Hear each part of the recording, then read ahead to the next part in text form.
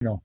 Son las 7:02, 3 minutos. La revolución es una cuestión de puntualidad, compañeros. Así que arranquemos de una vez porque la franela de esperemos, esperemos, esperemos. Después llega Macri y la reta, así que no esperemos más. Vamos, adelante. Dale, dale, no te enojes.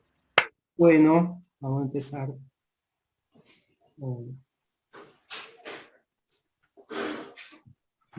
Bueno, buenas noches a todos y todas. Les damos la bienvenida.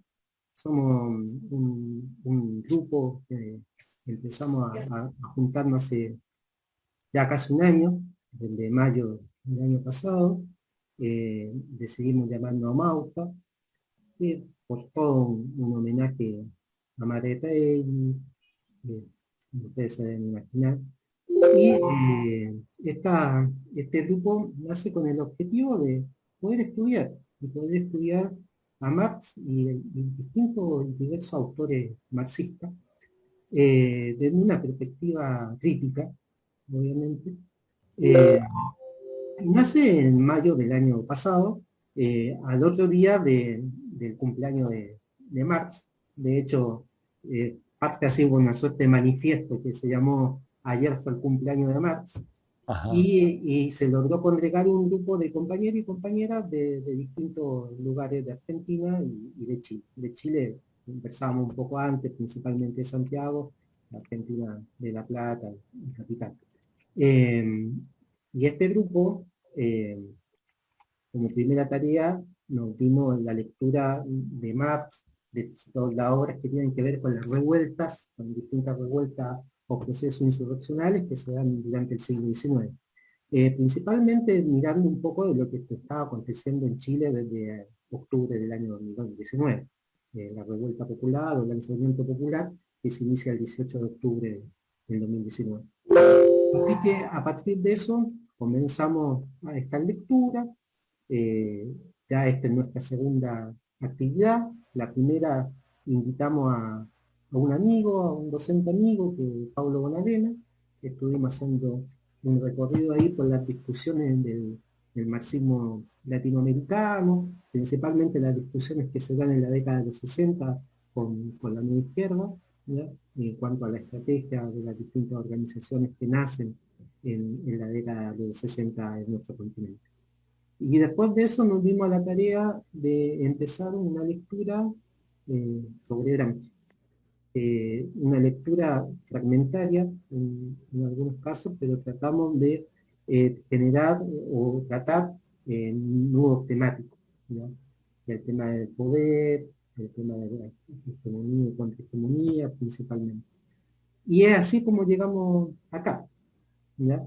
A esta segunda actividad, hoy 28 de abril del 2021, y para eso tenemos invitado a un compañero, sociólogo, intelectual, latinoamericano, por opción, como él dice, nacido en la Argentina, por supuesto. Voy a leer acá la presentación que él hace en su blog. Dice: sociólogo y politólogo, analista internacional, escritor y periodista, argentino de nacimiento, latinoamericano por vocación. Nos referimos a Atilio Borón, y la invitación es a charlar alrededor de unos 40 minutos o el tiempo que él estime necesario, sobre la importancia de Gramsci en la actualidad, ¿ya? Ese es el título de esta reunión que nos convoca, ¿no? Y la idea es, Atilio expone, y después, durante su exposición, la idea es que vayan escribiendo preguntas en el chat del Zoom, y nos vamos a dar un tiempo de 25, media hora, dependiendo de dónde sea el corte, de la charla de Atilio, para poder responder probablemente no todas las preguntas, pero algunas de las preguntas que ustedes vayan a hacer. Así que nada, eso, estimados compañeros, compañeras, los dejo con Atilio Borón. Bueno, hola a todas y todos. La verdad que es un gusto muy grande participar en una charla, nada menos que sobre Gramsci, ¿verdad? Un personaje extraordinario. Yo voy a poner acá el reloj bien a la vista para no excederme de tiempo. Estamos hablando de una de las grandes figuras del pensamiento marxista contemporáneo. Digo contemporáneo a pesar de que su obra ya, ¿verdad? Prácticamente estamos en el año, en un par de años más, se van a cumplir 90 años de la publicación del último cuaderno. El último cuaderno es del 33. Estamos en el 21, ¿verdad? En 2 años más estaríamos en presencia ya de un autor cuya obra terminó, pero que sigue siendo una fuente de inspiración importantísima para cualquier pensador contemporáneo y sobre todo para los marxistas. ¿Por qué? Bueno, porque Gramsci fue de los teóricos, ¿verdad? Lo que podemos llamar el último marxista clásico, ¿sí? Y eso podría dar lugar todavía a una serie de discusiones a mi juicio bizantinas, ¿verdad? Pero yo creo que Gramsci de alguna manera es la última expresión de un proceso de creación de una corriente de pensamiento que arranca con Marx y Engels cuando estos dos jóvenes publican el Manifiesto Comunista. Y me parece a mí de que ese impulso que se prolonga a fines de siglo con Plejano, Kautsky, etc., llega Bukharin, Lenin, Rosa Luxemburgo, y yo diría que Gramsci es el último, ¿verdad? No nos olvidemos, Gramsci estuvo en por lo menos una de las reuniones de la Internacional Comunista, no estoy seguro si estuvo en la segunda, pero por lo menos en una de ellas. Y bueno, por circunstancias muy especiales, ¿verdad? Que tenían que ver con su misión política, él cae en la cárcel y prácticamente escribe el grueso de su obra, la escribe en la cárcel. Había escrito antes, por supuesto, unas cuantas cosas, ¿no? Lo que se llama el periodo ordinovista, porque él escribió un periódico llamado El Ordine Nuevo, el Nuevo Orden, cuando era ya muy joven. Él estaba estudiando literatura en la Facultad de Filosofía en Torino y estaba en el Partido Socialista Italiano, partido en el cual también militaba Mussolini. Y estos dos se conocían de aquella época.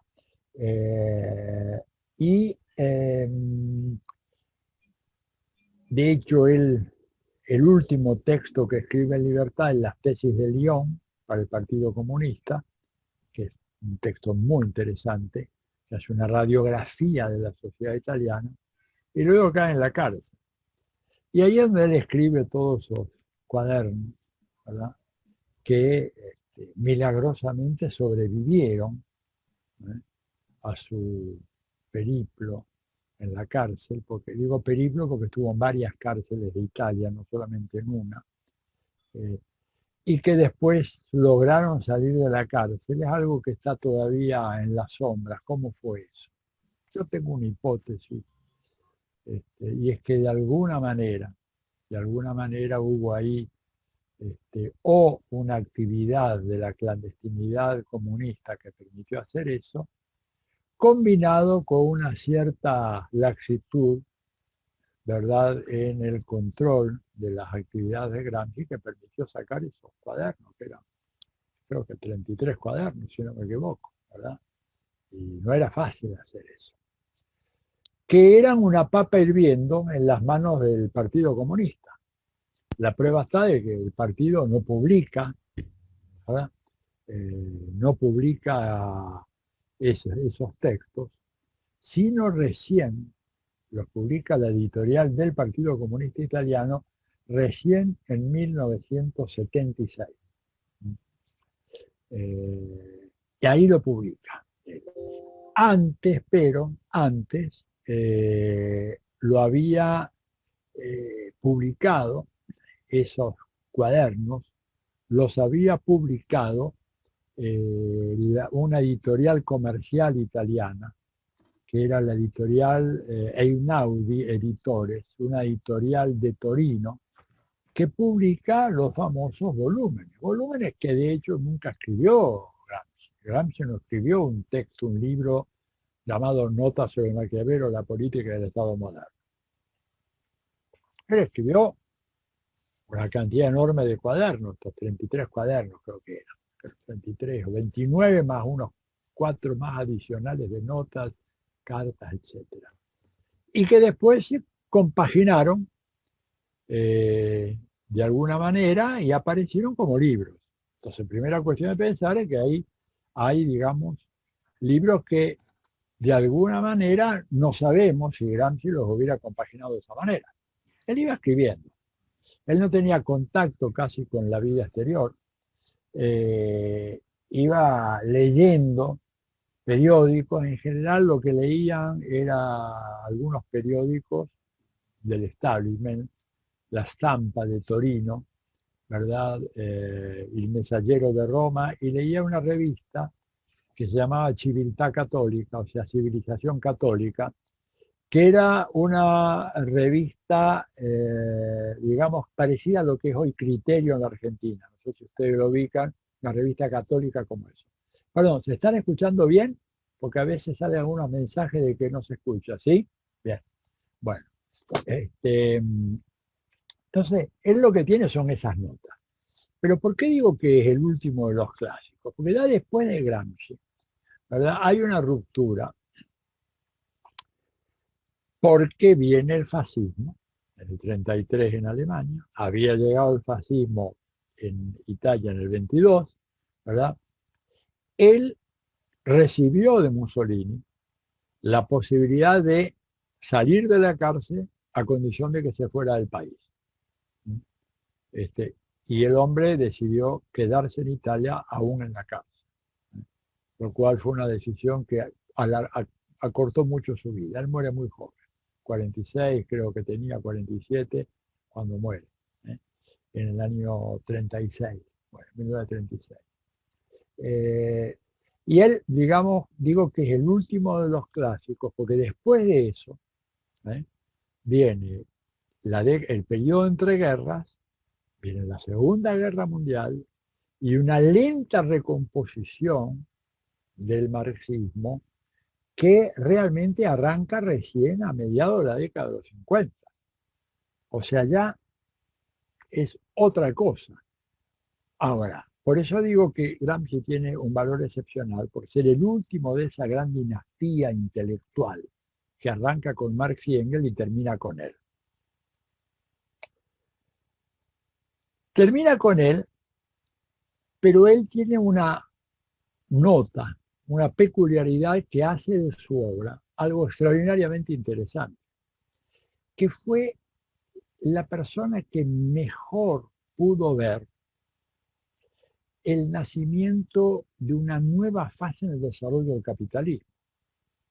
El capitalismo posterior a la Gran Depresión, a la Gran Crisis de 1929. Antes de Gramsci, la visión que tenían inclusive Marx, Engels, Bukharin, Lenin, Rosa Luxemburgo, era una visión del Estado, ¿no es cierto?, prácticamente centralizada en los aparatos represivos del Estado. Con toda razón, porque en esa época un Estado capitalista no admitía sufragio universal. ¿Cuándo empieza el sufragio universal? Mal llamado universal, porque las mujeres se incorporan mucho después, en la mayoría de los casos. Bueno, comienza después de la Primera Guerra Mundial. O sea, Lenin no vio de cerca, ¿no es cierto?, como Gramsci sí lo pudo ver, un Estado capitalista relativamente desarrollado como era la Italia de finales de los 20, principios de los 30. Un país con una estructura industrial, con una gran clase obrera industrial. Lenin hablaba de Rusia, decía, Rusia es un inmenso océano de campesinos con unos pocos islotes de proletariado industrial. En cambio, en Italia, ¿verdad? La existencia de una clase obrera industrial militante era un dato decisivo ya en época previa a la Primera Guerra Mundial. Gramsci pudo ver eso. Por eso la visión de Lenin, la visión de Bukharin, mismo de Rosa Luxemburgo, era una visión de un Estado que mantenía el predominio del capitalismo fundamentalmente a partir de la eficacia de sus aparatos represivos. Gramsci observa, ¿verdad? Y desarrolla esta noción de que aparte de esos aparatos, en la década de los 20 y sobre todo después de la Gran Depresión de 1929, aparecen nuevas formas, ¿no es cierto?, de relacionamiento de las clases dominantes con las clases dominadas, que pasa por una gradiente diferente o que antes prácticamente no tenía mucha relevancia, que era la llamada dirección intelectual y moral. Él plantea cómo el Estado este reconvertido en 1929 se reconvierte, pero al hacerlo, ahora incorpora, subordinándolas a las demandas, a las protestas, a las reivindicaciones de la clase obrera y sus aliados. Los mete adentro del Estado. Los corporativiza. Él estaba viendo lo que pasaba en Italia. Italia no es que Mussolini solamente reprimió a la clase obrera. Sí, claro que la reprimió, pero reprimió sobre todo a la dirigencia de la izquierda, básicamente a la dirigencia comunista y anarquista. Pero una vez que acabó con ella, no es que excluyó por completo, sino que corporativizó a la clase obrera y produjo, digamos, un movimiento sindical muy importante, con la famosa Carta de Laboro, que imponía restricciones, por supuesto, a la capacidad de expresión de la clase popular, pero al mismo tiempo, de alguna forma, la integraba dentro del Estado. Y Gramsci se dio cuenta que ese era un mecanismo que podía extender, ¿verdad?, el ámbito de la dominación de la burguesía, porque ya no se basaba tan solo, él mismo decía, en el garrote de la policía, en la capacidad de romperle la cabeza a un cuadro militante. Se basaba también en esta dirección intelectual y moral. Y por eso él plantea esta idea del Estado como hegemonía más dominación, como persuasión más coerción. Las visiones tradicionales, previas a Gramsci, básicamente marcaban la idea del Estado como el aparato de coerción, aparato coercitivo que sometía a las clases dominadas.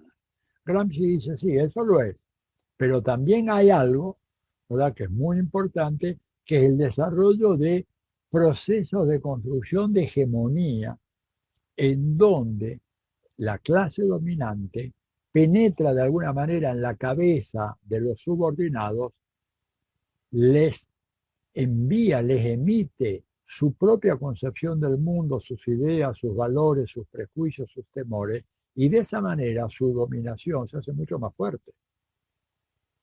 Y eso vemos que con el paso del tiempo, esa premonición que tuvo Gramsci, a partir de los acontecimientos 29, 30, 31, de ver cómo salieron de la Gran Depresión, ¿verdad? Y él observa en sus últimos cuadernos cómo sale, digamos, de alguna manera los países del mundo desarrollado, institucionalizando la presencia del sindicalismo que antes estaba prácticamente relegada sus actividades a las páginas policiales. Si miran, por ejemplo, los diarios de Argentina o de Chile, de la primera o segunda década del siglo XX, incluso hasta llegar a 1929, las noticias sindicales venían en la sección policial. No leí los diarios de Chile de aquella época, muy al pasar vi referencias de autores, pero sí leí por mi trabajo de tesis, que fue sobre el Estado legal de Argentina, leí La Nación y la Prensa de aquellos años. Y ahí era evidente, cuando vos te querías enterar qué pasaba con si había huelgas, ocupaciones de fábrica, enfrentamientos de los trabajadores, eran la sección policiales. el sindicato de conductores de carros, que era muy importante en aquella época, previa al automóvil, etcétera, ¿verdad? Transporte de mercancía, muy importante para la zona del puerto, declara una huelga y hay un violento enfrentamiento con la policía, pero aunque no hubiera el enfrentamiento, eso es lo interesante, cuando había sido una reunión tranquila, también aparecían las páginas policiales. Eso también se producía en los países del norte del países desarrollados. Gramsci observa ese cambio. Entonces, cuando él plantea la tesis del Estado como aparato de hegemonía revestido de coerción. La coerción siempre está ahí, absolutamente siempre. Nunca va a ser abandonada por las clases dominantes. Es la carta final que tienen. Cuando les fracasa todo lo demás, bueno, ahí viene la carta militar o la carta policial. Miren lo que está pasando ahora en Perú. En Perú ya ha habido manifestaciones del ex almirante de la flota de mar de Perú, de un cuerpo muy grande de oficiales de la policía retiradas y otro sector del ejército, exhortando a sus camaradas de armas a impedir que Perú se transforme en una nueva Venezuela y que el candidato Castillo simplemente va a instaurar el comunismo en el Perú. Y ya están, y Vargas Llosa sacó el sábado unas declaraciones increíblemente fuertes, planteando que, bueno, ante un eventual triunfo de Castillo, no habría que descartar que esto precipitara un golpe militar, en lo cual es una infame apología del golpe, porque un tipo como él sabe muy bien que al naturalizar la ocurrencia de un golpe militar a partir de un probable triunfo de Pedro Castillo, lo que está haciendo es diciendo, si salen ustedes tienen sobradas razones y yo les voy a aplaudir. Entonces, la fórmula gramsciana, hegemonía más coerción, era una fórmula que de ninguna manera, ¿verdad?, eliminaba la segunda parte, sino que integraba las dos. Y es lo que las lecturas socialdemócratas de Gramsci, al estilo como hicieron después en la Argentina a partir de los años 80 y 90, el grupo de gramscianos argentinos, para usar el título de un libro muy famoso, olvidan por completo esa parte. Hablan de una hegemonía descuidando y dejando totalmente de lado el tema de la coerción, cosa que es una flagrante violación, ¿verdad?, al pensamiento gramsciano. Y además, porque hacen toda una lectura como si la hegemonía fuera producto de un discurso. Cuando Gramsci dice la hegemonía nace de la fábrica, nace de las condiciones objetivas de una clase que quiere liberarse liberando a toda la sociedad, ¿verdad? Y por lo tanto no es que hay un discurso ahí, se produjo, un autor francés publicó un artículo muy brillante y enjundioso y acá, como buenos colonizados, lo tomamos, lo repetimos, lo divulgamos. No, esto nace de la lucha concreta y de la función educativa que tiene que tener el partido de la clase obrera. Pero dice, ese es un partido que no puede quedar limitado a los confines sociológicos de la clase obrera. Un partido que tiene una importantísima misión, que es la de educar al resto de las clases sometidas, las clases subalternas. Y en el caso particular de Italia, tiene que forzar, ¿verdad?, de alguna manera, la consolidación de una alianza obrera campesina. Con los obreros del norte no se puede hacer una revolución socialista en Italia. Necesitamos incorporar a los campesinos del sur. Dice, y ahí, y también a otros sectores campesinos del norte de Italia, pero dice, pero estos campesinos del norte de Italia va a ser más difícil que sean atraídos por una propuesta socialista porque han sido organizados y educados por la Iglesia Católica. El origen de la democracia cristiana, que después de la Segunda Guerra Mundial sería el gran partido mayoritario en la política italiana, se origina en el norte de Italia. en donde ellos tuvieron un éxito notable en organizar a los pequeños agricultores. No eran, ojo, no eran campesinos, eran pequeños propietarios, tenían 2 hectáreas, 3 hectáreas de tierra, nada más que eso. Pero todos organizados por una serie de curas campesinos, llamémosle así. Hay un nombre fundamental en toda esa historia italiana que es de Don Luigi Sturzo. Luigi Sturzo, empieza con S y después termina con Z, Sturzo, es el que de alguna manera organiza a los pequeños productores agrarios de la zona del norte de Italia. ¿Dice? Y ahí va a ser un bastión conservador muy difícil de penetrar. Pero el sur italiano, de Nápoles para el sur, de Nápoles para el sur, ahí hay una enorme masa campesina. ¿Cómo está controlada esa masa campesina? Bueno, primero, a diferencia de la del norte, no está organizada. En el norte la iglesia organizó a esa masa campesina, agrícola, de agricultores. En el sur la masa, que si bien ambos hacen agricultura, que ellos son propietarios, pero estos no son propietarios. ¿Cómo se los controla esto? ¿Cómo los controla la iglesia? A través de sus curas. No los organiza, los desorganiza, pero les penetra la cabeza. La función ideológica de los curas de pueblo en todo el Mezzogiorno, el sur de Italia, que hace que entonces ahí haya una contradicción muy fuerte entre una masa campesina en estado de perpetua fermentación y protesta, una de cuyas expresiones es la mafia. 18:30. ¿Alguien pidió la hora ahí? Bueno, la mafia como una de las expresiones de ese estado de permanente fermentación, ¿verdad?, de la masa campesina, pero al mismo tiempo muy controlada por los curas. Y si los curas no alcanzaban, bueno, tenían los terratenientes que tenían a sus matones, articulados con la mafia y articulados con los gobiernos locales. Entonces, Gramsci plantea la necesidad de avanzar en esa alianza. Esa alianza hubiera sido impensable para Marx y Engels. Marx y Engels siempre vieron al campesinado como un actor que iba a ser frontalmente opuesto a un proyecto de carácter socialista. Pero en la Rusia revolucionaria, la alianza obrero-campesina jugó un papel decisivo. Y también lo jugó en la Revolución China y también en la Revolución Vietnamita. Y Gramsci se percató mucho de eso. Para Marx y Engels, el campesinado era una clase que estaba perdida, inexorablemente iba a caer en manos de la dominación ideológica de los patronos, de los terratenientes o de los propietarios de tierra.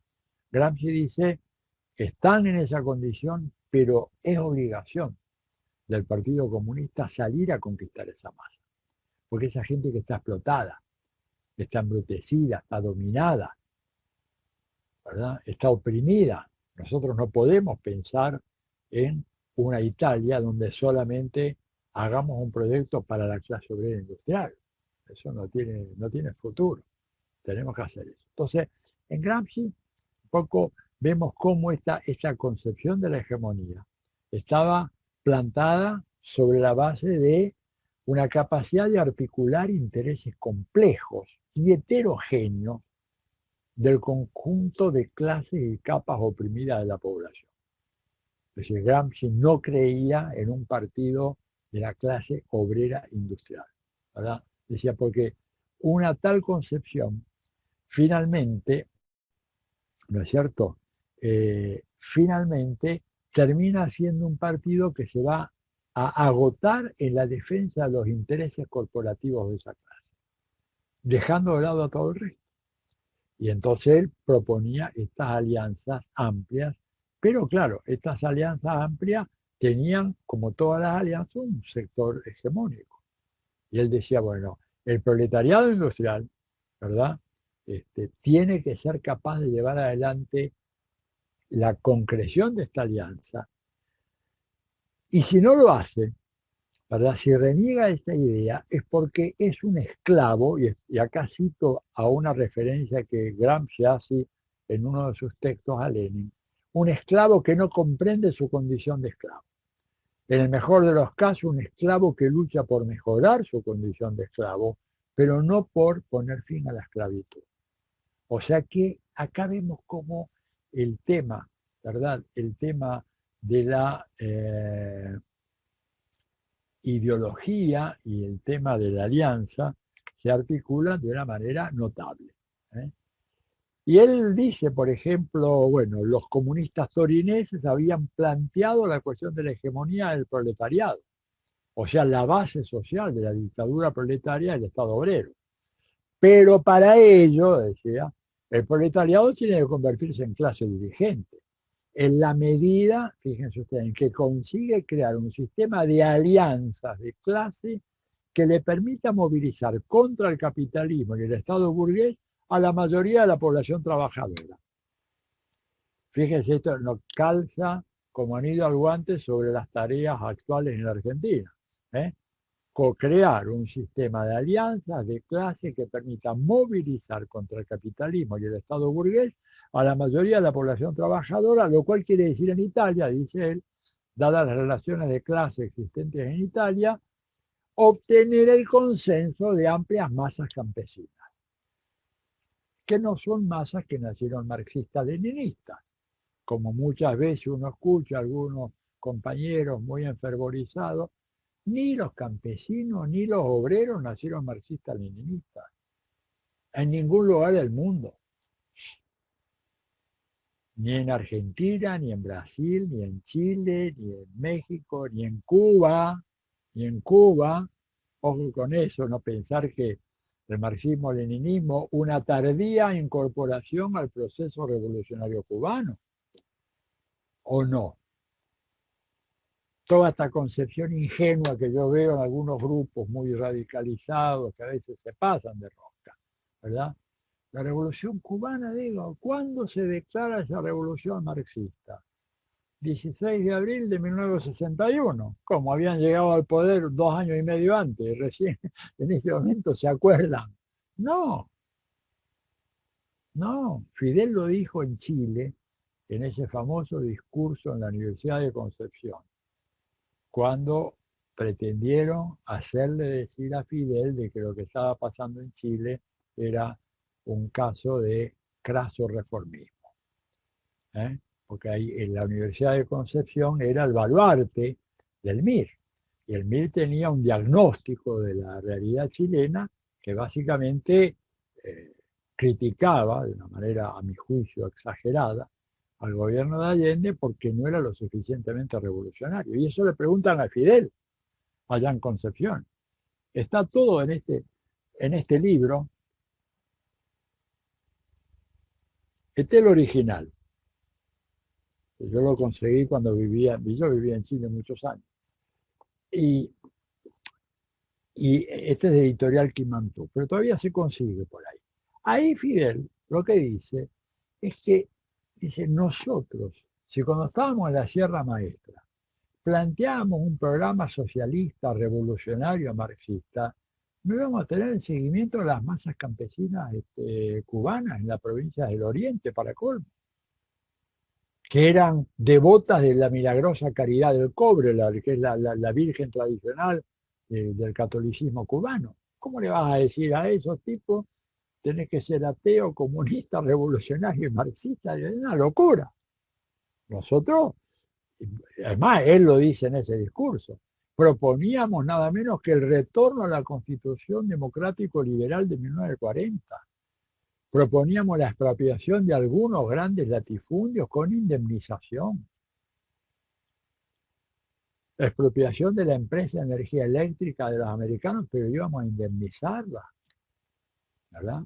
Y trataron de indemnizar, pero Estados Unidos no aceptó, el gobierno de Estados Unidos no aceptó la indemnización que quería pagar Fidel, justamente para tener la excusa después para invadir y atacar la revolución cubana.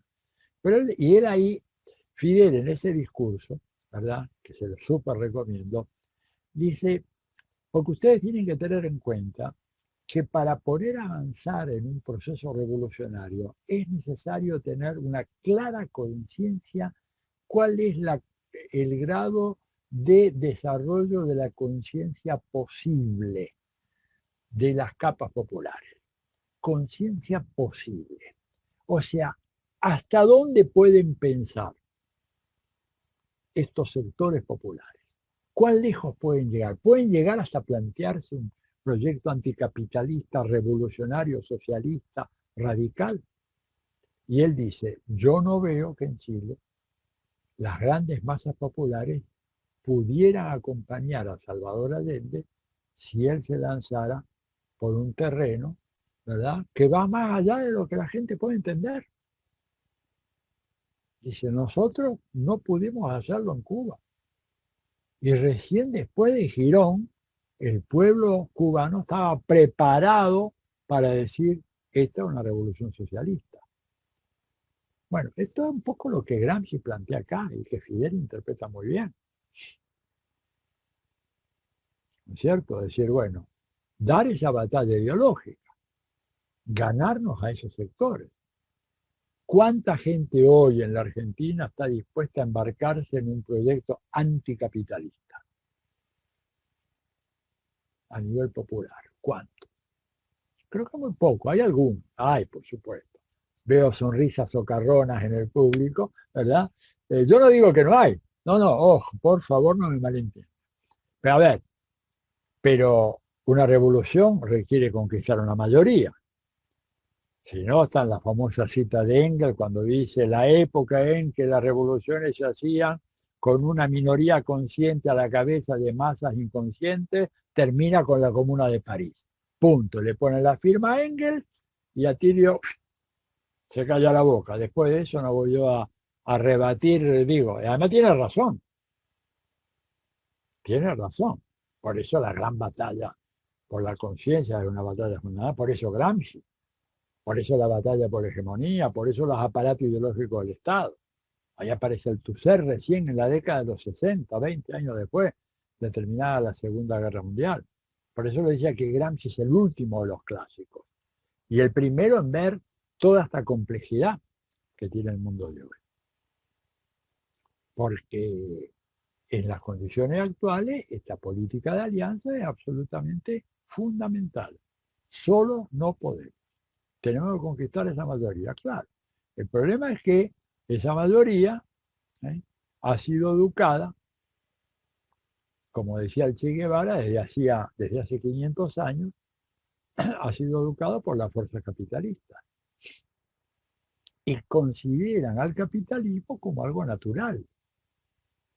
A mí, ¿cuánta gente me lo ha dicho? ¿Cuánta gente me lo ha dicho acá en Chile, en México, en Brasil, digo en Colombia, en Venezuela? ¿Cuánta gente no me ha dicho, mi gente pobre? Dice, bueno, sí, somos pobres, estamos jodidos, bueno, pero el mundo es así, dice, pobres hubo siempre, pobres habrá siempre. O sea, la resignación es parte fundamental de la capacidad hegemónica de la burguesía, hacer que nos resignemos. Pobres hubo siempre, está en la Biblia, ¿verdad? De los pobres hace 5.000 años que hay pobres. ¿Usted qué quiere ahora? Está loco usted, ¿se da cuenta?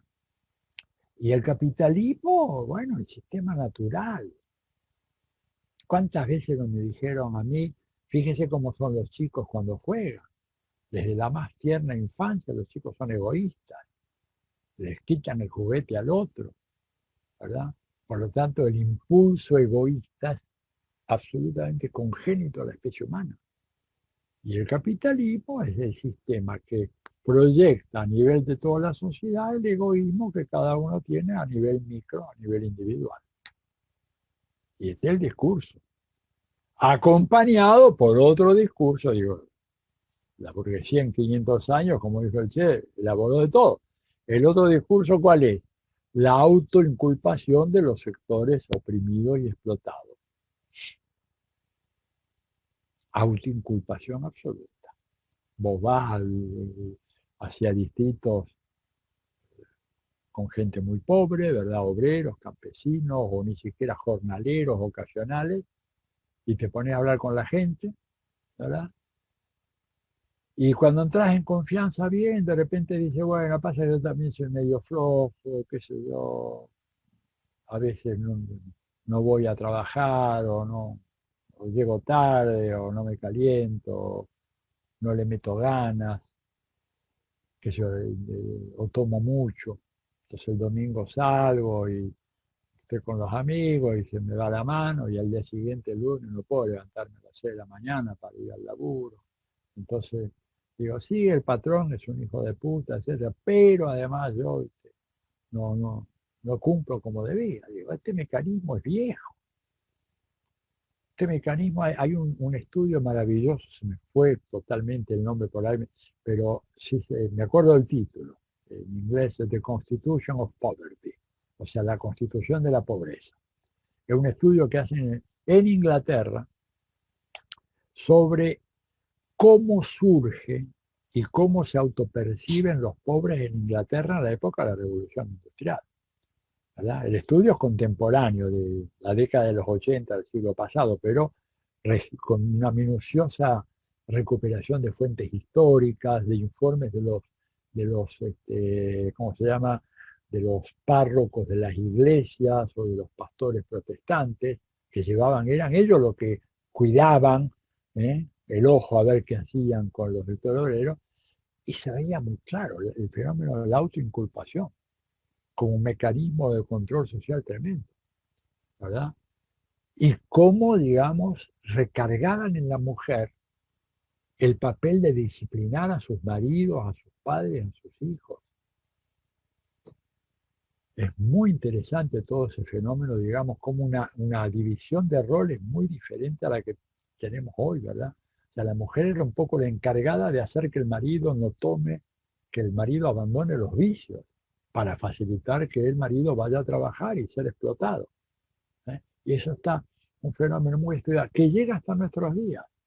Estoy seguro que si hoy recorremos algunas villas populares, villas, barriadas populares en la Argentina, en el Gran Buenos Aires o en el Gran Santiago, vamos a encontrarnos con ese discurso. Vamos a encontrarnos con ese discurso. En Brasil, por ejemplo, en el 2018, yo acompañé bastante la campaña presidencial, fui a las dos vueltas, ¿verdad? La elección presidencial, y en ambos casos íbamos a algunas favelas.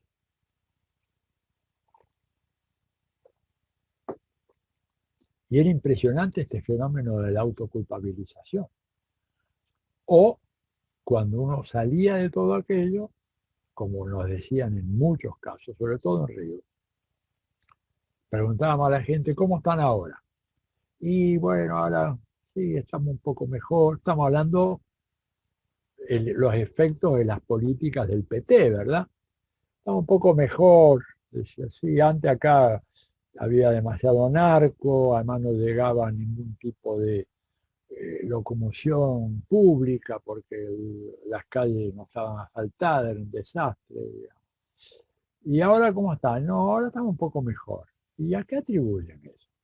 Respuesta, casi unánime. En primer lugar, gracias a Dios, ¿no? Así levantaban la mano hacia arriba, miraban hacia arriba, gracias a Dios que ahora estamos mejor. No sé si ustedes vieron una película italiana muy, muy interesante, se llama Pan y Chocolate. ¿eh? Les recomiendo que la vean, porque es la otra historia de la clase obrera inmigrante en Suiza. ¿eh? Pan y Chocolate. Véanla. Es humor negro, pero hablan sobre la condición de la migración obrera italiana en Suiza. Y ahí también, gracias a Dios, estamos como estaban, pero reventados en la lona, viviendo en un gallinero, pero agradecían, gracias a la Madonna, gracias a la Virgencita todavía. Y el pobre Hugo Tognazzi, que es el tipo despierto, se quiere matar cuando ve que sus compañeros están así. Bueno, pero en Brasil, gracias a Dios. Bueno, y bueno, también gracias acá al pastor de la iglesia, a la comunidad, porque me ha permitido dar apoyo, apoyarme en ellos, ¿verdad? Y gracias a mi familia, ¿no es cierto?, que me sostuvo en momentos en que yo parecía que me derrumbaba. Nosotros, ¿verdad?, tomábamos nota. Y bueno, ¿y algo más? Bueno, sí, también un poco algunas cosas que hizo Lula, que hizo Dilma. En el cuarto lugar, cuarto lugar. El orden real era primero lo que hicieron Lula y Dilma, después si quería el pastor, Dios, bueno, la familia. ¿Eh? Pero esta es la idea. Y esta es la gran batalla. Convencer a la gente para tomar el eslogan aquel de que otro mundo es posible. La gente, mucha gente, la mayoría de la gente no cree que otro mundo es posible. Pero yo digo, no solamente los sectores populares, sectores de capas medias, intelectuales. A mí me dicen, según el enojo, ¿no?, que soy un delirante, un demagogo o un soñador, adolescente, incorregible. ¿Qué es eso del poscapitalismo? No existe el poscapitalismo. No me diga, ¿cómo, ¿cuándo empezó? Sí, empezó, o sea, es eterno. Eterno el sistema. No es eterno. No hay nada eterno en la vida social. Pero esto lo cree gente, digamos, con un nivel de educación que uno puede decir, bueno, estos tipos tendrían que pensar un poquito más, alguna otra cosa, no la piensan. Entonces, que el campesinado, que la clase obrera, que la gente que está reventada, embrutecida premeditadamente por la dominación de la burguesía en América Latina, que ha embrutecido como pocas veces a nuestras sociedades a través de su control de los medios de comunicación de masa. Pero no solamente acá, que en Francia, la cuna de la ilustración, uno de cada 3 franceses no se quiere poner la vacuna porque tiene miedo de que le venga no sé qué cosa. Hace 20 años todos los franceses se querían dar la vacuna, ahora resulta que no. Uno de cada 3 franceses rehúsa darse la vacuna. ¿Te das cuenta? La victoria fenomenal, ideológica, que ha logrado la burguesía con todo esto. Y esta por eso Fidel insistía tanto en la batalla de ideas. Y por eso Gramsci con la hegemonía no era un jueguito, era una alianza, ¿no es cierto? Una alianza, pero una alianza con un sólido componente, ¿verdad?, de dirección intelectual y moral. Ganar la batalla de ideas al interior de las clases oprimidas y explotadas. Que eso no se hacía fácilmente. Acá, y voy cerrando así tenemos tiempo de hacer un diálogo. Acá el problema grave que tenemos, que fue entrevisto por Gramsci, fue de alguna manera previsto por Gramsci, es el papel, lo que él en su época llamaba de la prensa y de la escuela, ¿eh?, como dos grandes agentes de socialización conservadora. Pero resulta que hoy el papel de la prensa se ha diversificado, ha expandido de una manera fenomenal, porque tenemos prensa, tenemos radio, tenemos televisión, tenemos las redes sociales, y eso está casi monopólicamente controlado por la burguesía, en todo el mundo. La Argentina, un predominio abrumador. A ver, ellos controlan cómodo el 90% de toda la audiencia. En Chile, 90 o tal vez un poco más todavía, ¿verdad? En México, como acá más o menos. En Colombia, peor que en Chile todavía. Colombia es insalubre pisar Colombia, ¿verdad? Y estar bombardeado permanentemente por la radio, la televisión, las redes sociales, sobre todo allá, y la prensa, una campaña permanente, cotidiana, pertinaz, en contra de Maduro y en contra de la Revolución Cubana. Pero así una cosa que es intolerable. Uno dice, pero ustedes no tienen más nada de qué hablar. En un país donde hay un asesinato de un líder político, social o de afrodescendientes campesinos por día, no aparece en la prensa.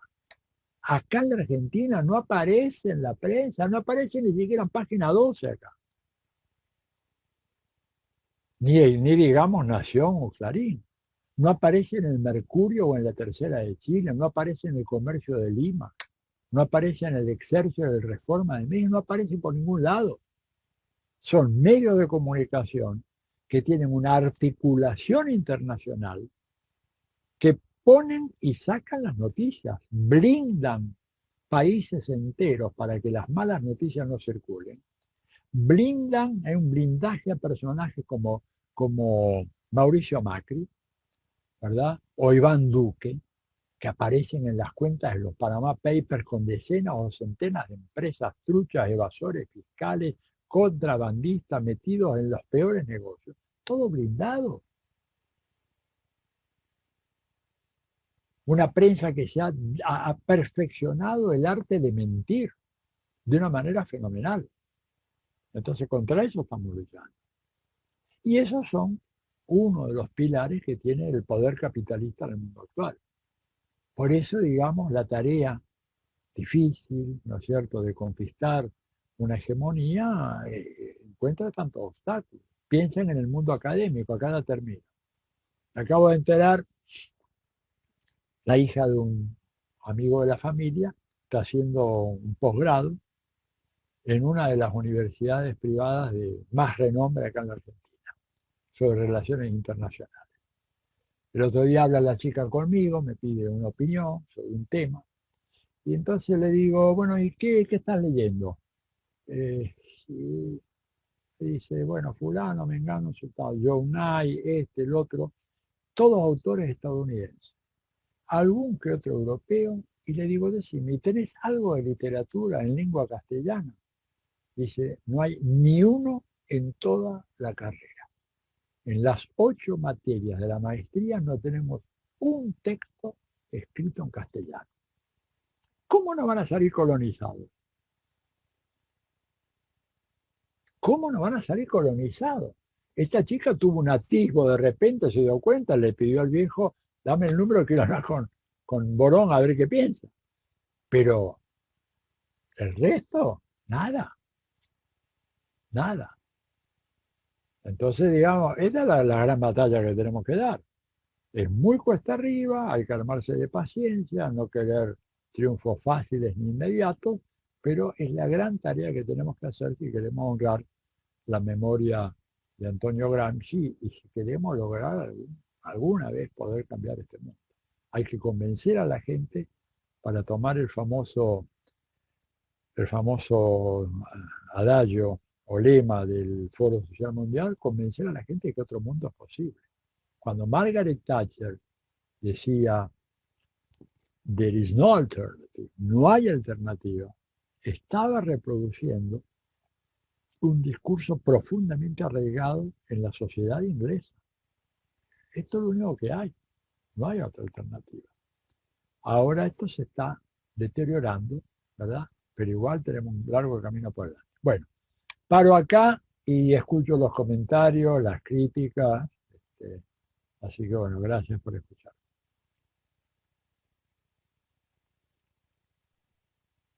Gracias, Tilio. Ahora damos paso, igual como queda algún tiempo, a algún compañero o compañera que quiera hacer alguna pregunta, opinar. Así que está abierto el micrófono también. Miguel. Le doy la bienvenida a mi amigo Mauro, que está por ahí. Mauro, qué bueno que pudiste entrar. Gracias. Hola, muy Sí. buenas noches. ¿Quién habla? Buenas noches. Luis, adelante. Buenas noches. ¿Cómo se encuentran? Especialmente saludar a todos los presentes aquí y felicitar por erigir esta jornada de reflexión sobre un autor tan monumental que estuvo del lado de los que Vallejo denominaba los desposeídos, ¿no? Y bueno, un punto muy interesante ha tocado el politólogo, el maestro Atilio Borón, sobre el tema de la batalla de las ideas que tanto nos proponía Fidel. Pero, desde mi experiencia acá en el Perú, tengo que diagnosticar o ser una persona de mal agüero, porque acá en el Perú el nivel de colonización, no solamente de los aparatos ideológicos del sector privado del Estado, es muy grave, sino también de las universidades, tanto no solamente las privadas, sino también las públicas. Entonces, se está viviendo este tema de la segunda vuelta entre Castillo y Fujimori, y me doy cuenta, lastimosamente, de que gran parte de los asesores que están detrás de la campaña de Fujimori son gente que viene de estas universidades, que viene con este formato consenso de Washington, tipo Chicago, ¿no? Entonces yo veo lastimosamente que la izquierda, o ese sector intelectual orgánico de la izquierda, que tal vez tenía un componente supremo en los albores pues de la Segunda Guerra Mundial, en donde, por ejemplo, Nixon vino a Lima, y Nixon quiso entrar a San Marcos, pero lo bloquearon. Por ejemplo, esa clase de estudiantes universitarios ya no hay. Yo estoy totalmente seguro que si el presidente de Estados Unidos viene a Lima y quiere ir a San Marcos, le ponen la tela roja. O sea, hay un... O sea, hay un... No creo, bueno, sigue, perdón. No, por favor. Bien, yo pienso esto porque sinceramente he visto claramente que las profesiones se han burocratizado demasiado, que hay una descohesión de la realidad universitaria peruana con la realidad peruana, y parece ser que lo único que importa en el Perú es que el intelectual o la persona que se forma en la universidad, hablo en términos generales, no quiero cometer tampoco una falacia de generalización, se enfoca más que todo por enriquecerse patrimonialmente desde un término individual, y no fomentar el desarrollo del derecho justamente a la sociedad, que el pueblo se desarrolle íntegramente, culturalmente, filosóficamente, políticamente, económicamente. No hay eso. Entonces, la pregunta viene a ser esta. Viendo este contexto que tenemos, ¿cómo se puede dar la contrapartida al sistema intelectual orgánico del liberalismo que hay no solamente en el Perú, sino supongo que también en muchos países de América Latina, como en Colombia, desde los pocos miembros que simpatizamos por las luchas sociales, sabiendo de que es cada vez más hostil acceder a herramientas, recursos académicos, conferencias como la que usted brinda a otros camaradas, para poder desenmascarar a estos hechiceros de la tribu, que alguna vez usted lo denominó en un libro muy interesante y que lo acabo de leer y que creo que está muy bien escrito, y espero que en Perú tenga mucho más seguidores de lo que la Academia Peruana de la Lengua y que otras instituciones muy conservadoras quieren. Así que le dejo la palabra, doctor. Gracias, Luis. Sí, se publicó allá el libro El hechicero de la tribu, que es una crítica, para los que no saben, a el libro de Vargas Llosa, el llamado de la tribu, que es donde él presenta a sus mentores intelectuales. Mira, yo me acuerdo muy bien eso, a Nixon le fue muy mal en el 67, porque después de Lima llegó a Santiago, yo estaba ya estudiando, y estuve en el grupo de aquellos que lo vapuleó y los abucheó y los recibió muy, muy mal, porque vino a visitar la Flaxo, y ahí le fue realmente como en feria. Pero lo que vos decís de un fenómeno, te digo, no es una consolación gratuita, digamos, es un panorama que es de toda la región. Yo te diría, yo creo que estamos más colonizados acá todavía que en el Perú. Yo no sé si acá hubiera llegado a la segunda vuelta un personaje como Pedro Castillo. No sé, digo, pero me lo planteo, o en Chile, ¿verdad? O sea, el fenómeno es porque, bueno, el imperialismo tuvo siempre muy clara la cuestión de la cultura, muy, muy clara. Hay que pensar, cuando uno piensa en imperialismo, por favor, no piensen en personajes toscos, burdos como Trump o como Bush o como este Biden ahora. Detrás de ello hay gente muy inteligente, muy brillante, que sabe muy bien. ¿Sabes cuál fue el coletazo de la gira aquella de Nixon por América Latina? Porque le fue mal en Caracas, en Río de Janeiro, en Lima, en Santiago, en Buenos Aires. Cuando él gana la elección, lo llama a su amigo y financista personal, Nelson Rockefeller, dueño en ese momento de la industria petrolera en Venezuela, y le dice, me fue re mal en América Latina, ¿qué demonios ha pasado con ese continente? Organizate, ¿no es cierto? Un grupo de trabajo, recorre todos los países, bueno, armaron un grupo de trabajo, casi 30 personas, que fueron visitando país tras país de América Latina, a ver qué demonios, por qué ese sentimiento antiamericano. ¿Saben cuál fue la conclusión del estudio? Este sería tema para una charla de 2 horas, pero bueno, le doy la cápsula, la grajea para que entienda. Le hice el informe que le eleva a Nixon en su síntesis ejecutiva, dice: presidente, la Iglesia Católica ha desertado del capitalismo. Para compensar esta fuga necesitamos que se instalen en América Latina comunidades cristianas amigables con el capitalismo. Y ahí llegaron los amigos del neopentecostalismo que le dieron la victoria a Bolsonaro en Brasil, que están muy fuertes acá en la Argentina. Nos vamos a llevar un sorpresón de aquello en la provincia de Buenos Aires, que son muy fuertes en Chile también, ¿verdad? Y que eran comunidades que no venían acá, no estaban acá antes. Fue producto de una decisión del imperio. Para que vean ustedes que no estamos jugando con tontitos que simplemente tienen drones y armas. No, tenemos gente muy pensante allá que ha estudiado. Entonces, ellos se dieron cuenta de la importancia de la batalla cultural. ¿Qué fue lo que hicieron?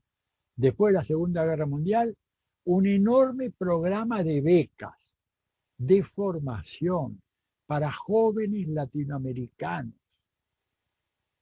para ir a estudiar a Estados Unidos, entre ellos quien les habla. ¿No es cierto? Yo soy un producto fallido de... Alguien me lo dijo allá totalmente. Usted salió mal. Es la línea de montaje, lo tiramos a la basura.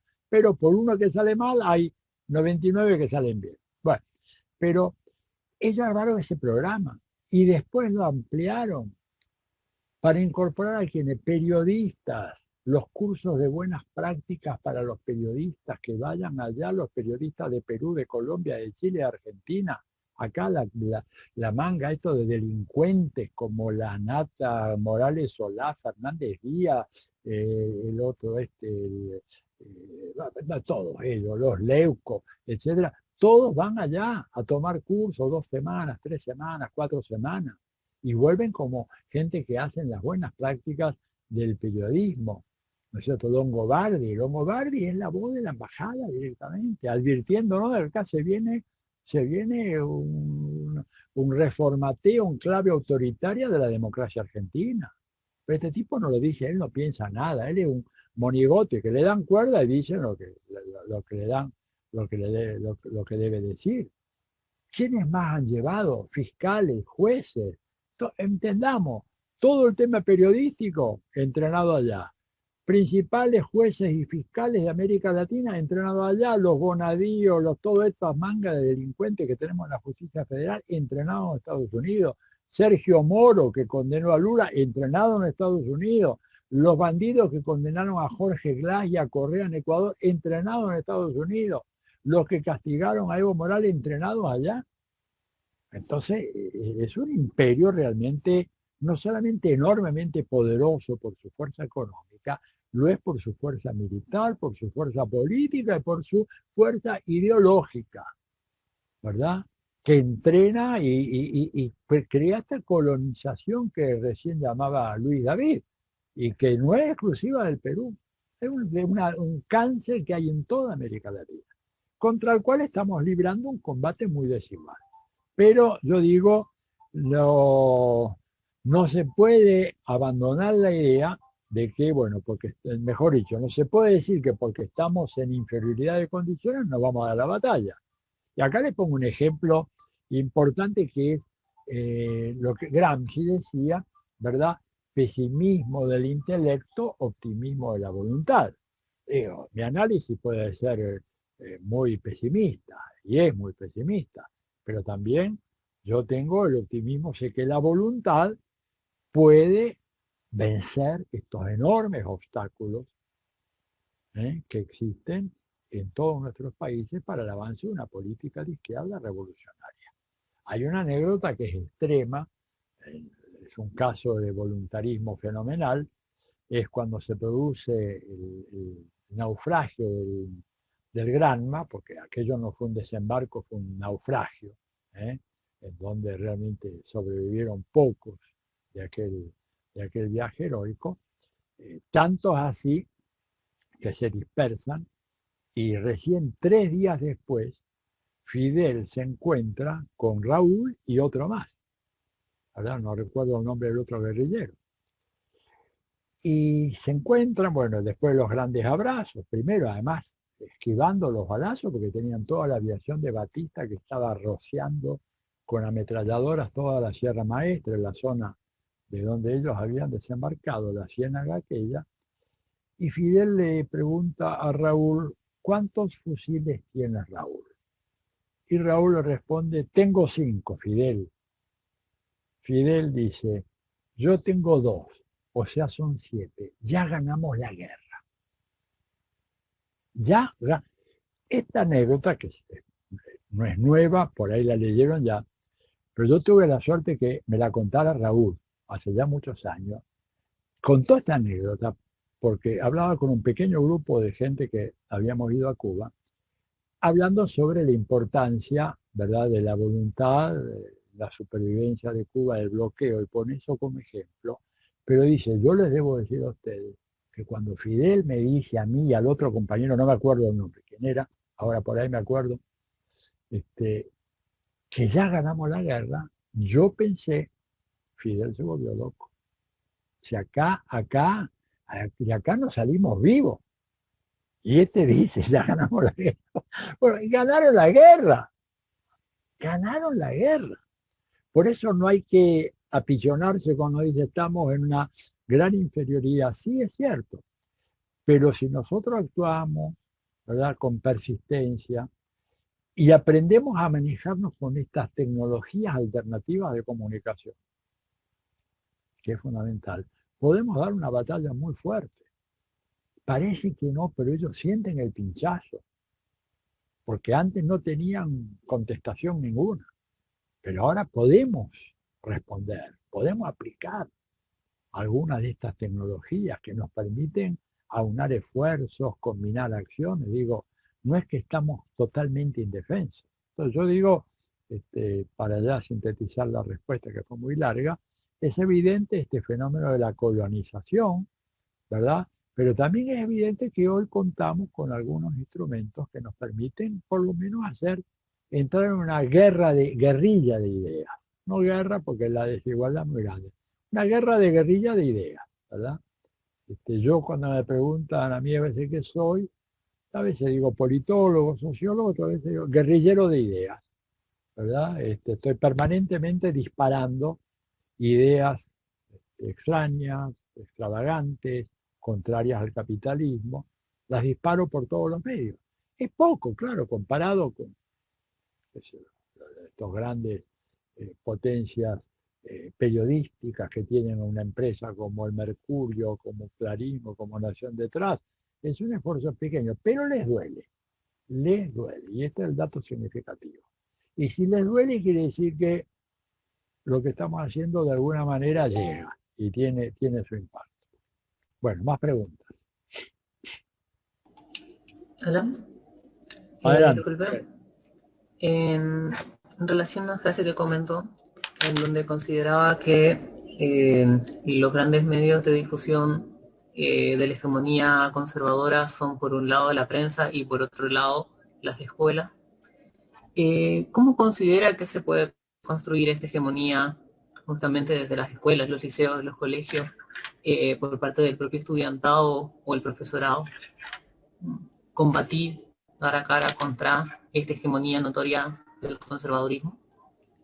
Bueno, Gramsci era quien planteaba básicamente tres grandes agencias, ¿no? La prensa, la iglesia y el sistema educativo.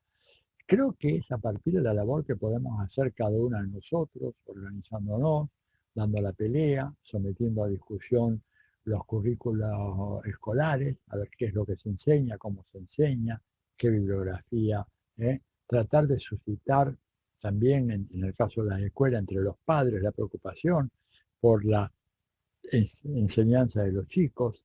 Me parece que eso es un terreno, ¿verdad?, que podemos avanzar si nos unimos, si juntamos fuerzas, si atacamos, ¿verdad?, tomamos algunos temas y empezamos a sistemáticamente dar la batalla. Son batallas largas, ¿no? Las batallas, por ejemplo, del movimiento de mujeres en América Latina, un ejemplo muy interesante. Ellas vienen batallando hace 30 años largos, por lo menos, ¿eh? Y han finalmente empezado a lograr algunas conquistas muy significativas, pero aún así, digamos, después la aplicación práctica de las conquistas no es tan sencilla. Pero bueno, son batallas que suponen que tenemos un elemento de organización, que tenemos una cierta capacidad de nucleamiento. Yo siempre digo una cosa, que yo viví muchos años en Estados Unidos también, enseñé allá en muchas universidades. Si yo rescato una enseñanza de la sociedad norteamericana, es la fenomenal facilidad que tienen ellos para organizarse en coaliciones y en grupos de tareas con un objetivo específico muy puntual. Es realmente impresionante ver de qué manera los tipos hay un problema y rápidamente forman coalición en contra de tal cosa, alianza en contra, digo, tienen un objetivo y rápidamente, claro, nosotros tenemos una tendencia, bueno, momentito, si vamos a combatir la trata de especies silvestres en América Latina, primero tenemos que ponernos de acuerdo en cómo vamos a llegar a la conquista del socialismo. Y bueno, y recién una vez que tenemos resuelto eso, vamos a avanzar con los compañeros que quieren cuidar a los animalitos exóticos silvestres, y este es un error. Este es un error. Lenin escribió un libro entero, se llama La enfermedad infantil del izquierdismo en el comunismo, en donde plantea el error que consiste en esperar a hacer una alianza en todos los puntos fundamentales de un proyecto revolucionario para poder avanzar. Yo escribí una introducción, ahora hay una introducción nueva, como el año pasado se cumplieron 100 años del libro de Lenin. En España la editorial Chalaparta sacó una nueva edición y hay un largo prólogo, estudio introductorio mío, que incluso va a salir por acá y después yo lo voy a divulgar a través del blog, así lo puede ver todo el mundo, cualquiera que le interese, en donde Lenin dice, la política de los bolcheviques ha sido permanentemente hacer compromisos puntuales con quien sea, con tal que podamos dar un paso adelante en el fortalecimiento de los soviets y del movimiento comunista. Incluso hay una frase que se me perdió, pero que yo la leí, la marqué, pero con tantas mudanzas, cambios de país, cambios de casa, etcétera, hay algunos libros de que de repente no los tengo ahora a mano, en donde dice, si tuviéramos que aliarnos con los cadetes, el cadete era el partido de los monárquicos en la Rusia revolucionaria, para lograr hacer avanzar 1 milímetro a los soviets, lo hacemos. Y una vez que avanzamos, disolvemos la alianza y creamos nueva. O sea, llegamos al poder mediante una asociación permanente de alianzas. Ahora, cuando uno lo propone, en nuestros países te dice, no, sin compromiso. Ningún compromiso con nadie. Nosotros queremos llegar al comunismo y queremos llegar de un viaje sin conceder absolutamente nada ni aliarnos absolutamente con nadie. Bueno, no vamos a llegar a ninguna parte. Es decir, Fidel comienza toda su gran campaña de Sierra Maestra con una serie de alianzas con sectores demócratas, hasta demócratas liberales, ¿verdad? La Constitución de 1940 como uno de los objetivos de Sierra Maestra, ¿eh? Y ahí había grupos distintos, cristianos, liberales, conservadores, nacionalistas, digo, política de alianza. Lo que hay que hacer es tener la inteligencia suficiente para llevar la alianza en esa dirección. Y cuando la alianza ya no sirve, construyes otra, y después otra, y después otra. Entonces nosotros tenemos que hacer eso en esta pelea por la escuela. Tenemos que luchar contra rivales formidables. Por ejemplo, Hollywood. Hollywood es una maravilla. El papel de Hollywood en la colonización cultural de América Latina ha sido fenomenal. No solamente de América Latina, de todo el mundo. Ahora que se cumplieron, ¿qué? Bueno, 75 años de la derrota del nazismo, bueno, se hicieron encuestas en todo el mundo. ¿Quién fue, qué país fue el país que derrotó al nazismo y la gran mayoría de la respuesta a Estados Unidos. ¿Por qué? Bueno, porque Hollywood ha hecho infinidad de películas demostrando que el desembarco en Normandía y los aliados, el desembarco en Sicilia, y Patton, y Eisenhower, y etcétera, etcétera, fueron los que derrotaron a Hitler. La verdad histórica es que a Hitler lo derrota Stalin. Nos guste Stalin o no nos guste, es otro tema. Pero el ejército rojo es el que entra a Berlín.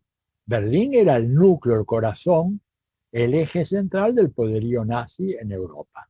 Ahí llega la Unión Soviética, no llegan los estadounidenses, llegan un mes más tarde.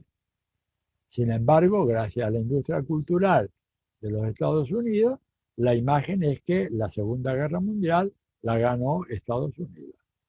Bueno, este es el gran desafío. Ahora nosotros con estas tecnologías podemos hacer mucho. Y hay que entrarle a todas. A todas, a todas y a todas.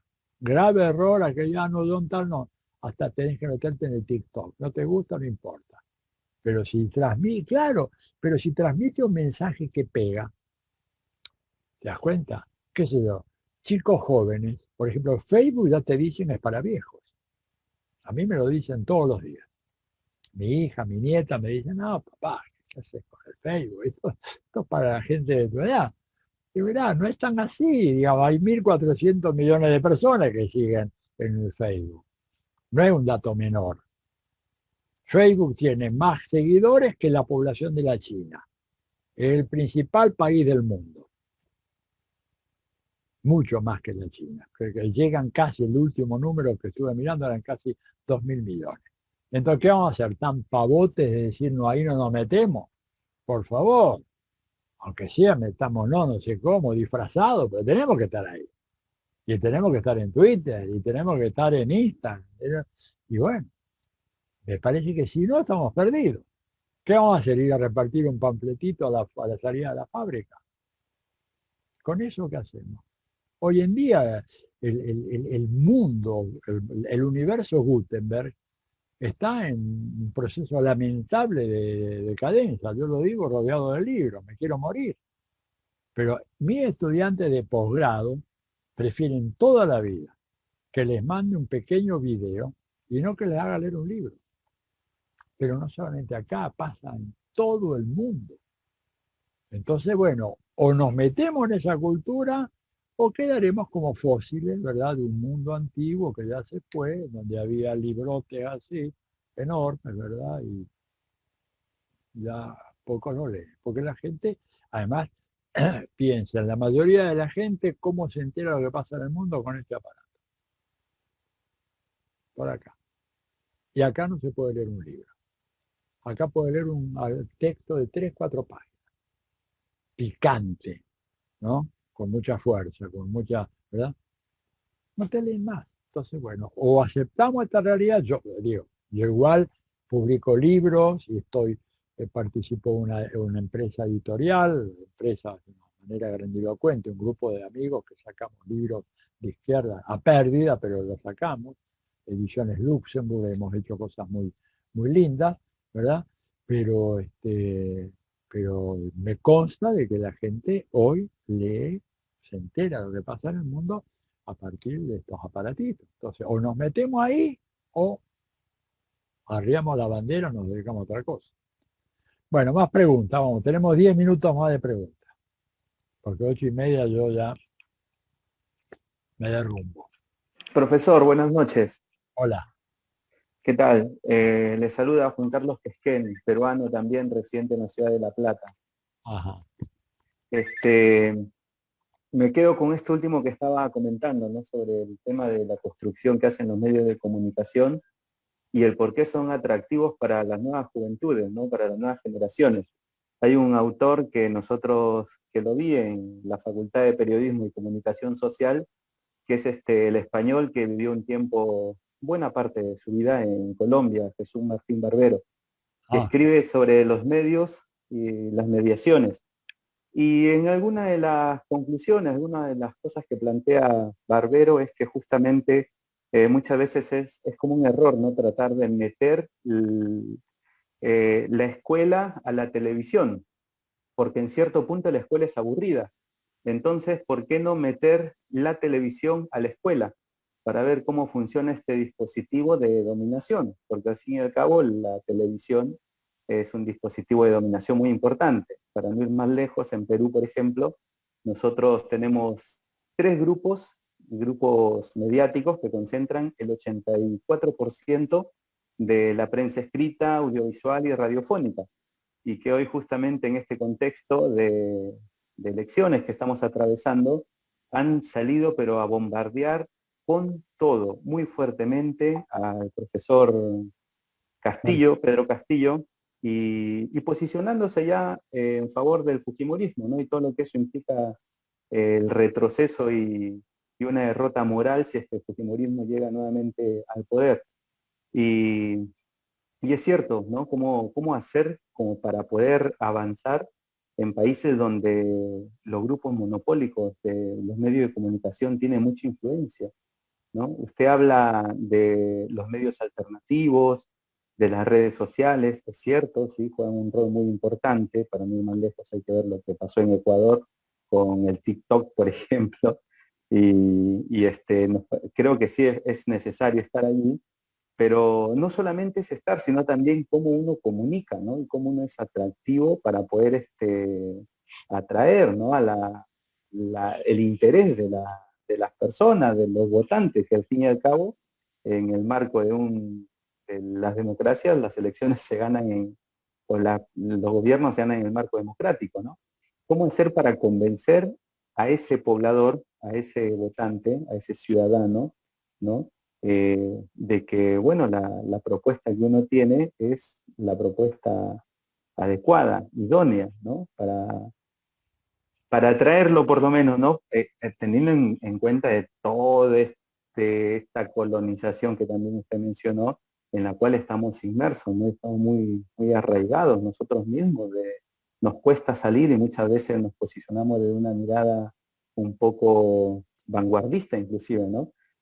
Sobre todo en la academia. Es todo un trabajo, ¿no? Mira, acá, bueno, en línea con lo tuyo, Paula, que no la veo, me dice cómo se hace para transmitir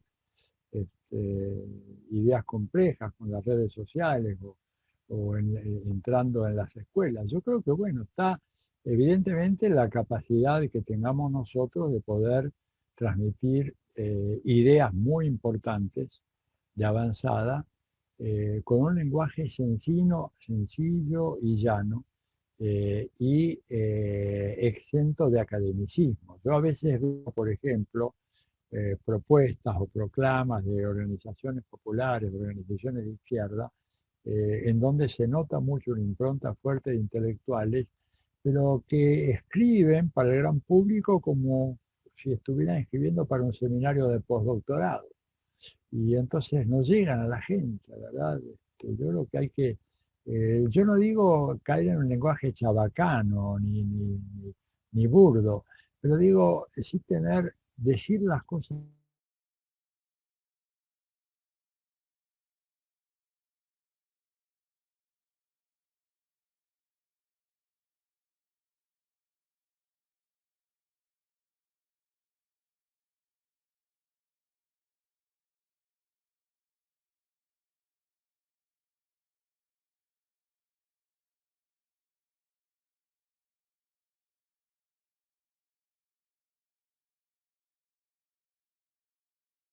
El compañero o la compañera precarizados, con los 9 primeros minutos de su jornada laboral, producen para su empleador todo lo necesario para que le pague el jornal del día. Y lo que este señor o esta señora produce en las 7 horas 51 minutos restantes, todo eso se lo queda el patrón. Entonces, cuando ustedes, digamos, ponen un ejemplo así, y dicen, mirá, y esto está demostrado, que tampoco se trata de poner una nota al pie, pero sí recordar muchos de estos ejemplos, ahí ya la gente se pone a pensar, ¿no es cierto? Decir, mirá, la explotación no es que a vos te roban así como si fueran ladrones, no. Vos trabajás y por ahí el sueldo que te dan es un buen sueldo. Marx lo dice tantas veces, en El Capital y en otros textos. Pero el tema es que lo que vos producís es mucho más de lo que vos recibís como paga. Alguien se queda con ese exceso. Y eso se llama la plusvalía, ¿verdad? Entonces uno puede explicar esas cosas. Tratar de explicarlo, pero siempre con ejemplos muy sencillos. Aprender un poco de qué manera Lenin o los grandes líderes mundiales, o Mao, o Ho Chi Minh, explicaban las cosas, ¿verdad? De una manera muy clara, muy didáctica, muy sencilla. Y eso llega a la gente. Chávez llegaba a la gente. Chávez era un tipo que te leía Mesaros, Isvan Mesaros, el libro aquel, Más allá del capital, 1100 páginas, ¿no es cierto? Pero después llegaba a la gente más humilde de Petare y le explicaba las cosas, con un lenguaje llano, campechano, sin ningún adorno, ¿verdad?, que lo distrajera del objetivo fundamental. Y creo que esa es nuestra misión, decir las grandes verdades, ¿verdad? Decir las grandes verdades, pero que esas grandes verdades sean explicadas de una manera que la pueda entender cualquiera. 2 más 2 igual a 4. Mira, vos trabajás 8 horas. Tu patrón con lo que trabajaste en la primera media hora ya tiene lo suficiente para pagarte. ¿Por qué no te paga el resto? Bueno, porque el sistema es así. El sistema nunca te va a pagar a vos todo. Entonces, pues, esa es la explotación. ¿Te das cuenta?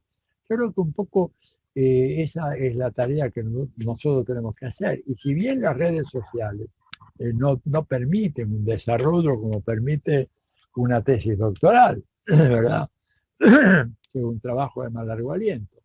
Pero uno puede explicar algunas cosas, no tiene que dejarse ganar por la desesperanza. Y además pensar de que nosotros tenemos que aprender a utilizar un lenguaje descontracturado, ¿no es cierto? Yo, por ejemplo, a mí me preocupaba mucho una época, yo iba a Brasil a trabajar con el movimiento de Sin Tierra, y a veces hablábamos con João Pedro Stedile, el gran líder del MST, y él se quejaba porque él decía, mira, yo a veces pido estudios a los compañeros, amigos, académicos, intelectuales que simpatizan con nuestra lucha, ¿verdad? Y les pedía que me hicieran llegar algunas páginas para estudiar la problemática agraria en Brasil. Me llegaban con un texto de 70 páginas, lleno de tecnicismo. ¿Cómo hago yo para darle a un campesino semianalfabeto en el interior profundo de Brasil un texto lleno de notas a pie de página, llamadas? Eso no lo puede leer nadie. Entonces me parece que tenemos que aprender un poquito ese arte de la comunicación, ¿no es cierto? Pero creo que tenemos que llegar, ¿verdad?, a poder decir nuestras grandes verdades de manera muy clara y distinta. Sobre todo tener siempre ejemplos concretos, porque la verdad siempre es concreta. Y vos la podés transmitir, vos podés decir, el capitalismo es un sistema explotador. Bueno, pero si decís eso, la gente no te va a dar, no te va a prestar demasiada atención. Pero si, mire, explotan porque resulta esto, esto y esto otro. Explota porque resulta que, fíjese que cada vez hay más pobres y a pesar de que cada vez hay más riqueza, ¿no es cierto? Y vos podés mostrarle un cuadro, a veces es bueno mostrar un gráfico. Miren, antes el 1% más rico de la sociedad argentina ganaba tanto, ahora gana el doble. Antes el 50% más pobre de la Argentina ganaba esto, ahora gana esto, que es mucho menos. ¿Se da cuenta por qué? Porque el sistema capitalista funciona así. Digo, tener ejemplos, ¿verdad? Y poder articularlos de una manera clara. Me dice Paula que hay un punto medio entre una tesis doctoral y el TikTok. Pues sí, claro. Y depende del público, de cada público, digamos, depende de cómo llegás. A veces que se lo llegás mejor con un texto o una canción de este chico de Calle 13 que con un tratado enciclopédico que pueda escribir yo sobre la dominación burguesa en la Argentina. Cuidado con eso. También no podemos subestimar el alcance que tiene, ¿verdad?, estas formas de expresión culturales o el teatro. El teatro de Bertolt Brecht es extraordinario. Es un teatro maravilloso. ¿verdad? Y que está dicho con una simplicidad. Es un teatro que lo podés poner vos en una villa, en la Argentina cualquiera lo va a entender. No le vas a poner Beckett ahí, porque Beckett necesita solamente los postdoctores que pueden entender a Beckett, pero a Brecht, ¿no es cierto?, en Galileo, por ejemplo, para que vean, entiendan cómo es la dominación de la iglesia y todo lo demás, lo puede entender cualquiera, o la honesta persona de Sichuan, digamos. Hay otras expresiones que tenemos que utilizar, o hacer cinematografía. Hoy en día tenemos una gran ventaja, que es que cualquiera puede hacer cine. Digo, sale con un aparato de esto y hace un pequeño corto de 10, 15, 20 minutos. ¿Por qué no? ¿Por qué no hacerlo? Y después difundirlo por las redes. Y de repente puede llegar a tener 100.000, 200.000, 300.000 personas, ¿verdad? Bueno, chicos, yo estoy al borde del agotamiento. Así que... Una sola interrupción más. Por un lado, para agradecer, como siempre, un gusto participar de tus charlas. Y otra cosa que, viste, siempre hay una simbología en algunas cosas. Y ya, esta charla sobre Gramsci se viene a dar justo en el día que se cumple el aniversario del ajusticiamiento de Mussolini a mano de los partisanos. así es. Digo, no es poco, no es poco. Lo eligieron a propósito por esto, ¿no? Me parece. Claro, y justamente como un homenaje a Gramsci, porque ayer, un día como ayer, fallecía, digamos, moría Gramsci. Así que también como especie de homenaje en ese sentido.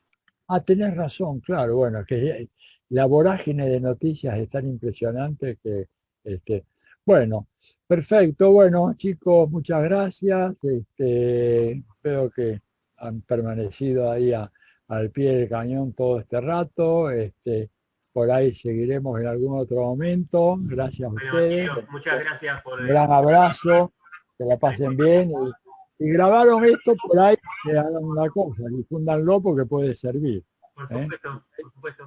Sí, sí, para terminar, no, gracias a Tilio, sí lo grabamos y efectivamente no, la idea es difundirlo. Ahí tenemos un canal de YouTube donde hemos Bueno, buenísimo, yo le ayudo.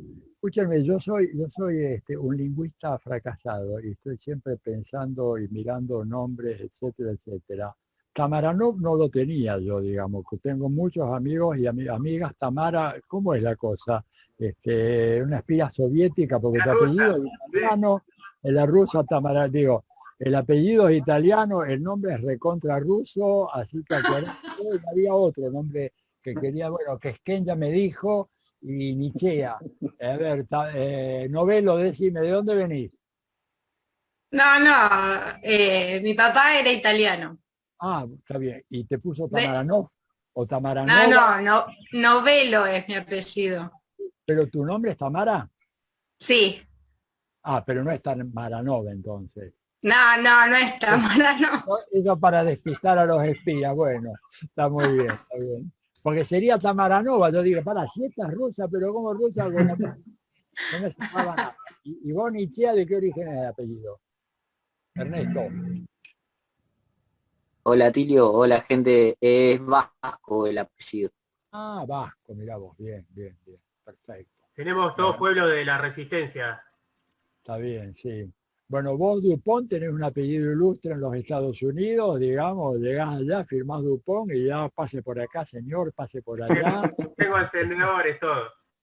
Escuchame, uno de los lugares más emblemáticos, te digo, de Washington tiene tu nombre, Dupont Circle, nada menos, ahí a pocos metros de la Casa Blanca. Bueno. Bueno, Tilio, muchas gracias. Un abrazo. También el humor es muy corrosivo para la derecha, así que cuando puedan aplicar el humor, no dejen de hacerlo porque les duele y ni les cuento. Bueno, chau, que estén bien si no sigo charlando. Después me mandan el enlace, que estén bien, abrazo. Chao. Chao Atilio, muchas gracias por venir. Adiós. Gracias, profesor. que vaya bien. Bye, chao. Gracias a todos por asistir, chaito. Gracias, compañeros, compañeras, por asistir. ¿Qué prendí la cámara? Gracias. Bien. Chao, gracias por todo. Chao, gracias, compañeras, compañeros.